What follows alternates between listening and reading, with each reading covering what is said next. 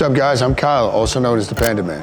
Today's video, I'm gonna give you 3 different exercises that you can implement along the 3 different stages of your patellar tendon rupture recovery journey. First thing, in the early stages, if they still do staples, like both of mine were stapled, once you get your staples out, you can really progress to this. You're gonna do a passive range of motion leg extension. This is key. Don't force the range of motion. Your leg is laying down a lot of scar tissue. Now, the tissue remodeling takes between 12 and 18 months to complete, so keep that timeline in mind as you're going through this. It's a devastating injury, but you will get through it. My knees feel fine. I just ran a full marathon. My knees didn't hurt me one bit, not even the day after, right? And that's with 2 patellar tendon ruptures and then about 4 and 5 other injuries at the same time in that knee. So this is key. So a passive range of motion leg extension. So let's say it was my right leg, okay? So I would be down here. I'm sitting on a chair, the edge of the bed.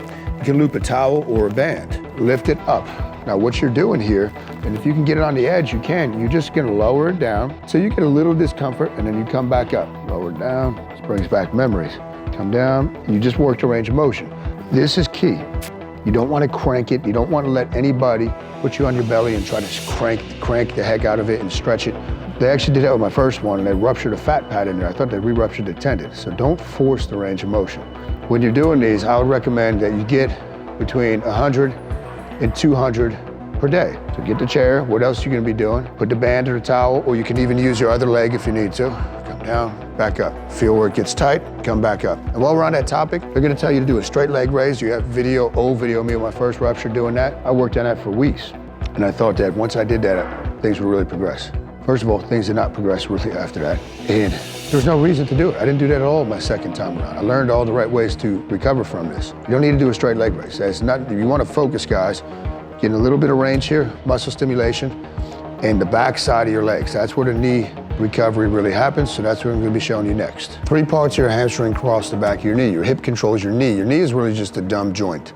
So you wanna train the heck out of the posterior chain. What I found to be true with this injury, with devastating knee injuries, your range of motion will start to open up. What you can start doing pretty much right away within the first 2 weeks. Get back to the gym. First, you should be training in the gym with this injury, upper body and your good leg. It's gonna keep blood flow going, it's gonna assist with recovery, and it's gonna keep your mindset on point.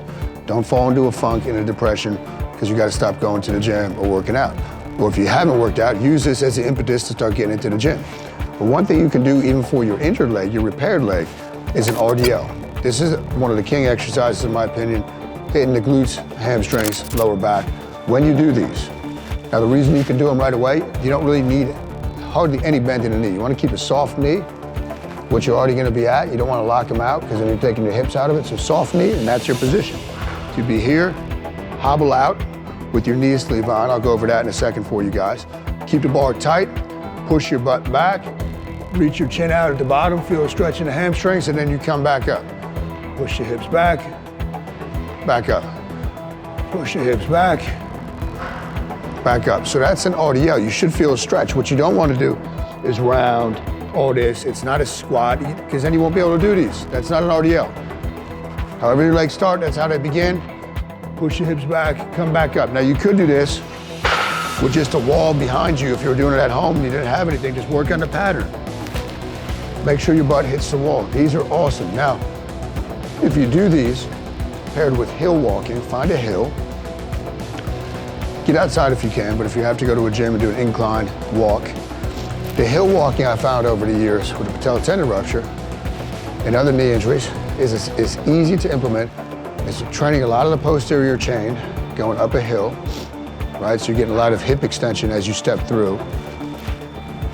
Gonna hit the backside, gonna keep blood flow going, and it's gonna assist you as you start trying to figure out the pattern of going up and down steps again, which is one of the hardest things with this injury. It could take months before you actually try to step down because of the nervous system. Your brain's gonna avoid it. You gotta remember that all the force, all the strength goes up through the tendons. It's much different than a ligament, which is just there to stabilize.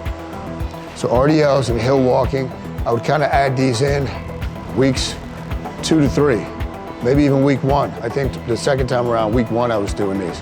But you can pair them even, make sure you're hitting those passive range of motion leg extension, RDLs, and some hill walking.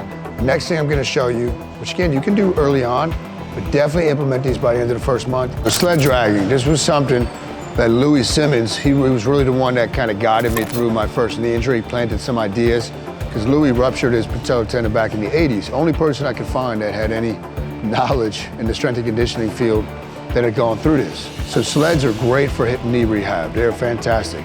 So if you're starting on a true sled drag, you don't need much knee bend. You're not worried about just dragging massive weight. So watch when I do these, watch the position of my legs, guys. I'm really hinging forward at my waist, and look, I'm taking a big step, I'm feeling a stretch in the back. And your balance is gonna be a little off at first, but it's also gonna support you. You're not gonna fall, right, when you have tension on that strap. So you're doing a sled drag, pick a distance. I used to actually do these, guys. I would do these up and down the street over here at our first gym when this happened. I'd get the sled, and I would get out there and drag up and down the street trying to rehab my knee. Which brings up another point, because I think to that, the first time I kept my knee sleeve on, or my knee brace, excuse me, for the required 6 weeks. Now, obviously check with your doctor. I found that to be silly. The second time I had that thing off within like 5 days. Transition over to a thick neoprene knee sleeve, which is gonna keep your knee warm and keep blood flow in there, which is another element to healing. You gotta keep moving with this. Train the posterior chain, do these things I showed you in this video. You're gonna be light years ahead of where you would be if you just followed the traditional protocol. Remember, most people have not dealt with this injury. Most people have not dealt with it as far as a rehab point of view, nor have they been through it. And I can tell you, what I teach you is gonna help you. It's gonna help you greatly. Thanks for tuning in to today's video, guys. Need you to do a couple things for me. Hit the like button. That allows me to know that you like what I'm putting out, and I'll put out more content like this. Leave a comment or a question. That way I can help you on your path. Or if you want me to make a different type of video on this topic, put it down below. Lastly, hit the subscribe and notification button so you never miss anything that I'm putting out. If you're interested in my Patellar Tendon rupture book, click the link below. Get everything you need in there, this and then some.